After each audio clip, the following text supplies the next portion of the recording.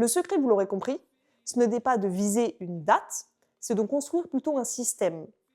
Un système intelligent qui s'appuie sur la psychologie humaine et qui rend nos habitudes presque inévitables, tellement simples. Vous allez rater un jour, ça va arriver, c'est sûr, forcément, et c'est normal. La question n'est pas si vous allez tomber, mais à quelle vitesse vous allez vous relever. Oh là la communauté, comment allez-vous? Aujourd'hui, on va parler d'un sujet qui rythme une grande partie de nos vies, les habitudes. On nous a vendu une promesse, on pourrait changer de vie en 21 jours. 21 jours serait le temps qu'il faut pour intégrer une nouvelle habitude. En tout cas, c'est ce qu'on entend dans le développement personnel. Mais est-ce que c'est vrai? 3 petites semaines, 3 semaines pour enfin nous mettre au sport, lâcher le sucre, commencer la méditation ou prendre l'habitude d'écrire ce fichu livre qui prend la poussière dans un tiroir. Ce chiffre, il est absolument partout. Dans les livres de développement personnel, les programmes de coaching, les défis sur les réseaux sociaux, etc. C'est un chiffre intéressant, non? Suffisamment long pour avoir l'air crédible, mais suffisamment court pour ne pas nous décourager. Et pourtant, c'est un mensonge. Enfin, en partie. Si vous avez déjà tenté un de ces défis et que vous avez lamentablement échoué, si vous avez tenu par exemple 5, 10, peut-être même 20 jours avant de craquer et de vous sentir complètement nul, démotivé et incapable de changer, laissez-moi vous dire une chose, et c'est capital. Ce n'est pas de votre faute, et vous êtes loin d'être seul surtout. Cette idée des 21 jours est un mythe, une simplification tellement abusive qu'elle pousse des millions de gens pleins de bonnes intentions à abandonner leurs objectifs, et vous allez comprendre pourquoi juste après. Avant même de regarder ce que dit la science, il faut prendre la mesure de l'impact de ce mythe. Pensez-y. Vous décidez de changer un truc, disons vous mettre au sport. Premier réflexe, Google. Comment commencer le sport? Et là, des dizaines d'articles, de vidéos, de programmes payants qui vous servent la même solution clé en main. Votre programme fitness pour changer en 21 jours. L'idée, elle est hyper séduisante. Elle nous donne une ligne d'arrivée claire. On se dit, ok, c'est que 3 semaines. Je peux tenir 3 semaines. Le problème de Smith, c'est qu'il met toute la pression sur la durée, mais pas sur le processus. Il nous vend une transformation à une date fixe. C'est un cycle infernal. Enthousiasme, effort, frustration, culpabilité et abandon. Il est temps de briser ce cycle. Et pour ça, il faut comprendre d'où vient cette idée. D'où sort ce chiffre 21. Pour déterrer la source de Smith, il faut voyager direction les années 50 dans le cabinet d'un chirurgien esthétique. Son nom, Maxwell Maltz, un chirurgien respecté qui passait ses journées à transformer le visage de ses patients.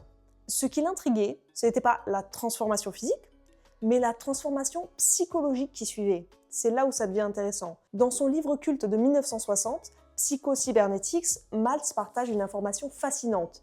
Il a remarqué que ses patients, après une opération du visage, mettaient un certain temps à s'habituer à leur nouveau reflet dans le miroir. En compilant ses notes, il a vu un motif émerger. Il a écrit la phrase qui a tout déclenché. Ces phénomènes semblent indiquer qu'il faut un minimum d'environ 21 jours pour qu'une vieille image mentale se dissipe et qu'une nouvelle se cristallise. Relisez bien. Un minimum de. Environ. C'était une estimation grossière basée sur un cas très spécifique, s'adapter à une nouvelle image de soi après un traumatisme. Maltz n'a jamais dit que c'était une règle universelle pour commencer à faire du jogging. C'est une nuance capitale. Mais son livre, Psycho-Cybernetics, est devenu un carton mondial. Des millions d'exemplaires vendus. Et dans l'industrie naissante du développement personnel, les nuances, c'est souvent la première chose qui passe à la trappe au profit d'un message simple et percutant. Mais ça, on en a déjà parlé sur cette chaîne. Des conférenciers, des coachs ont repris l'idée de Maltz. Et petit à petit, le message a été massacré. Le minimum d'environ 21 jours est devenu « il faut 21 jours pour prendre une habitude ». Le contexte de la chirurgie a été jeté aux oubliettes et l'observation d'un chirurgien est devenue une vérité scientifique. Pourquoi? Parce que 21 jours, c'est un slogan marketing de génie. C'est simple, changer de vie en 3 semaines.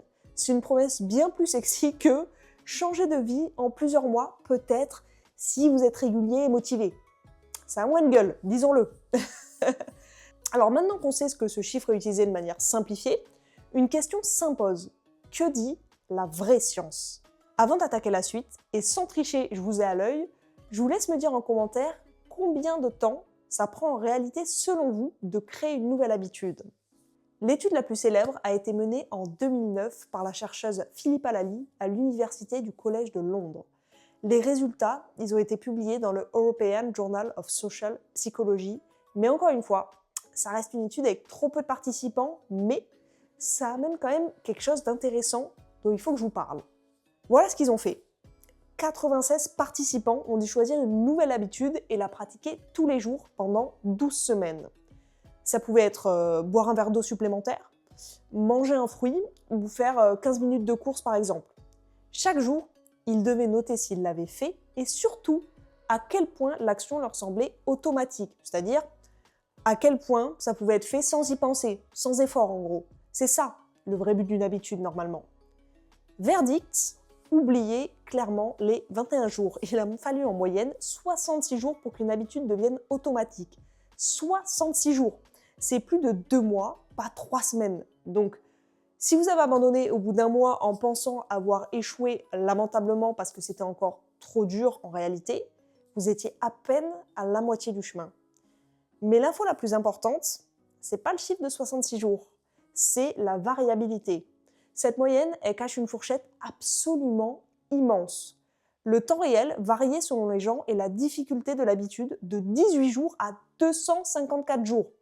Vous avez bien entendu, de 18 jours à plus de 8 mois.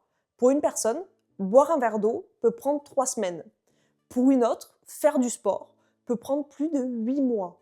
D'ailleurs, il y a une étude de Caltech et de l'Université de Chicago qui a révélé qu'il fallait en moyenne 6 mois pour prendre l'habitude d'aller à la salle de sport. 6 mois. Une autre analyse portant sur des milliers de personnes a même trouvé une fourchette allant jusqu'à 335 jours. Concrètement, qu'est-ce que ça change? Bon, tiens, la complexité de l'habitude, elle est décisive. Boire un verre d'eau n'a rien à voir avec courir 10 km 3 fois par semaine. Le mythe des 21 jours met toutes les habitudes dans le même sac. Donc déjà, ça, c'est pas terrible. 2, on est tous différents. Notre personnalité, notre environnement, notre motivation, tout ça, ça influence la vitesse. Il n'y a pas de solution et de résultat unique en fait. 3, le progrès n'est pas linéaire. L'étude de Lally a montré que les progrès sont rapides au début, puis les courbes s'aplatissent. On a l'impression de stagner pendant longtemps, alors qu'en réalité, on solidifie l'habitude, mais ça, c'est la phase la plus frustrante. 4, manquer un jour n'est pas si grave. C'est l'autre découverte cruciale de l'étude. Rater une journée n'a quasiment aucun impact sur la formation de l'habitude à long terme. L'important, c'est la constance générale. Vous avez raté un jour, reprenez le lendemain. Bon, maintenant que le mythe est mort et enterré, ne paniquez pas, il y a des points positifs à tout ça, mais surtout, il y a des stratégies intéressantes à en tirer. Le secret, vous l'aurez compris, ce n'est pas de viser une date, c'est de construire plutôt un système. Un système intelligent qui s'appuie sur la psychologie humaine et qui rend nos habitudes presque inévitables, tellement simples. Parlons de cette astuce du coup qui sont évoquées dans différents bouquins et études. Le principe numéro 1, ce serait de redéfinir le succès. C'est le changement le plus important. Notre nouvel objectif ne doit pas être tenir 66 jours, il faut que ce soit plutôt ne pas rater aujourd'hui. Le succès, c'est une journée à la fois. Chaque jour où on fait l'habitude, c'est une victoire. Le but, ne pas briser la chaîne de victoire. Concentrons-nous donc sur le fait d'ajouter un petit maillon aujourd'hui. Principe numéro 2, comprendre la mécanique. Toute l'habitude, comme l'explique Charles de Guigne, repose sur une boucle en 3 étapes. Déclencheur, routine, récompense. Le déclencheur, c'est le signal qui lance l'habitude, un lieu, une heure ou une émotion par exemple. La routine, c'est l'action elle-même, faire 5 pompes ou méditer. La récompense, c'est le plaisir qui dit à notre cerveau « j'ai bien envie de le refaire demain ». Donc l'idée, c'est de plus dire « je veux faire du sport », mais par exemple, ça peut être quand je rentre du travail, je mets directement mes affaires de sport et ensuite je peux regarder un épisode de ma série. En gros. 3e principe, rendre l'action ridiculeusement facile. L'erreur classique, c'est de commencer trop grand. On passe de 0 à courir 5 km par jour. C'est l'échec assuré pour la majorité des gens. La solution, ce serait de commencer avec une version de notre habitude qui prend moins de 2 minutes. L'idée, c'est de la rendre si facile qu'il est impossible de ne pas la faire. Vous voulez lire plus? Lisez une seule page. Vous voulez méditer? Asseyez-vous et prenez 3 grandes respirations. Vous voulez faire des pompes? Faites-en une seule. L'objectif, il n'est pas là, à l'heure actuelle. Le résultat, c'est de devenir le genre de personne qui ne rate jamais son rituel. Une fois que vous faites une pompe par jour, sans y penser, passer à 5, ce sera facile. Principe numéro 4, ancrer le nouveau dans l'ancien. C'est une des techniques les plus puissantes. Elle a été popularisée d'ailleurs par James Clear. Greffez votre nouvelle habitude sur une habitude qui existe déjà. La formule, elle est simple. Après telle habitude actuelle, je ferai telle nouvelle habitude. Après m'être brossé les dents, je ferai 1 minute de gainage. Notre journée est déjà pleine de ces points d'ancrage. Utilisons-les, simplement. Principe 5, organisez son environnement. Arrêtez de vous battre contre vous-même et simplifiez-vous la vie. Rendez le bon choix évident. Vous voulez manger des fruits? Mettez une belle corbeille de fruits en plein milieu de votre table à manger. Vous voulez faire du sport le matin? Posez vos affaires au pied du lit. Rendez le mauvais choix difficile. Moins de télé? Débranchez-la après chaque usage. Moins de grignotage?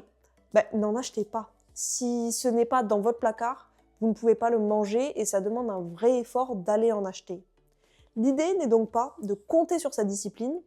L'idée, c'est de créer un monde où elle est à peine nécessaire. Principe numéro 6, une fois, pas deux. Vous allez rater un jour. Ça va arriver, c'est sûr, forcément, et c'est normal. La question n'est pas si vous allez tomber, mais à quelle vitesse vous allez vous relever. Adoptez cette règle toute simple, ne jamais manquer 2 fois de suite. Manquer une fois, c'est un accident. Manquer 2 fois, c'est le début d'une nouvelle mauvaise habitude. Un jour off, c'est pas une catastrophe. Par contre, il faut que le lendemain, l'habitude soit non négociable. Peu importe la fatigue, il faut le faire, même la version de 2 minutes. Ça stoppe la spirale de l'abandon avant qu'elle commence. Principe numéro 7, incarner le changement. Le but ultime n'est pas de faire quelque chose, c'est de devenir quelqu'un. Le but n'est pas de courir, c'est d'être un coureur. Pas d'écrire, mais d'être un écrivain. Au début, c'est assez conscient. Mais avec le temps, notre identité, elle change. Et quand vous vous percevez comme un coureur, vous n'avez plus à débattre pour savoir si vous allez courir. C'est juste ce que vous faites. Conclusion, je dirais que le vrai problème des 21 jours, ce n'est pas seulement que le chiffre est faux, c'est surtout qu'il nous fait croire que changer, c'est un événement. Alors qu'en réalité, c'est un processus permanent. On imagine souvent les habitudes comme un niveau de jeu qu'on débloque. On souffre un peu pendant quelques semaines, quelques jours, et puis un jour, ça y est, on a évolué et tout devient facile. Mais dans la vraie vie, ça marche presque jamais comme ça. Les habitudes, elles sont beaucoup plus fragiles et contextuelles qu'on ne le pense. Les psychologues comportementaux montrent d'ailleurs que nos comportements sont fortement influencés par notre environnement, mais pas que, notre fatigue, notre stress ou même notre contexte social. Une habitude solide dans un contexte peut disparaître très vite dans un autre. Par exemple, beaucoup de gens perdent leur routine lorsqu'ils déménagent ou lorsqu'ils changent de travail ou traversent une période de stress important. Autrement dit, même une habitude installée n'est jamais totalement acquise. Mais c'est surtout le cas quand une habitude elle a été acquise très rapidement et pas forcément de manière saine. Une habitude construite lentement a beaucoup plus, par exemple, de chances de rester sur le long terme. Et ça, c'est une très très bonne nouvelle. Parce que ça veut dire que le changement, c'est pas quelque chose qu'on réussit une seule fois pour toutes. C'est quelque chose qu'on entretient. Et peut-être que du coup, la vraie question à se poser n'est pas combien de temps il me faut pour créer une habitude, mais plutôt quel genre de vie rend cette habitude naturelle et donc simple pour moi. Parce qu'au final, les habitudes les plus solides, ce sont celles qui finissent par faire partie de notre mode de vie, clairement. Donc si on veut essayer de changer quelque chose dans notre vie, n'essayons pas de le faire en 7 jours forcément, 7 jours chrono, posons-nous plutôt une seule question, est-ce que j'ai fait un tout petit peu aujourd'hui pour aller dans la bonne direction? Si la réponse est oui, alors je ne sais pas ce que vous en pensez, mais personnellement, je crois qu'on est déjà sur le bon chemin en réalité. Voilà, écoutez, la vidéo est terminée, je vous laisse me dire ce que vous en avez pensé en commentaire, et en attendant, je vous récupère pour vous dire au revoir, comme d'habitude. Et bien écoutez, on se fait de gros bisous et on se dit à dimanche prochain. Gros bisous.